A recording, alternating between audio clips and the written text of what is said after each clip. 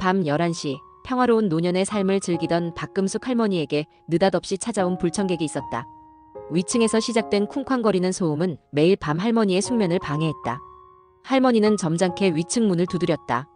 문을 연 젊은 남자는 사과 한마디 없이 건성으로 응대했다. 할머니는 정중하게 양해를 구했으나 소음은 다음 날에도 변함없이 이어졌다. 며칠 밤낮 이어진 소음은 점점 더 격렬해졌다. 벽을 타고 울리는 쿵쾅거림에 할머니의 인내심은 바닥을 드러냈다.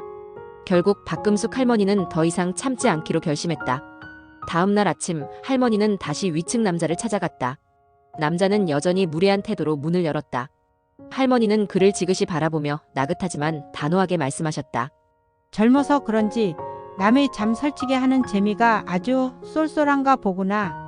내 부모님이 널 그렇게 귀하게 키웠을 때 남의 고통 위에서 춤추라고 가르치셨을까? 아니면 소음 공해로 내 이웃에게 관심 좀 달라고 시위하는 법이라도 알려주셨니?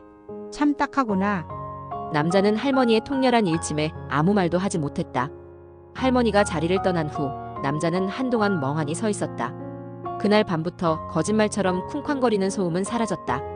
박금숙 할머니는 창밖을 바라보며 나지막이 중얼거렸다. 세상은 내 객기로 돌아가지 않는단다. 겸손은 노인의 미덕이 아니라 삶의 지혜란다.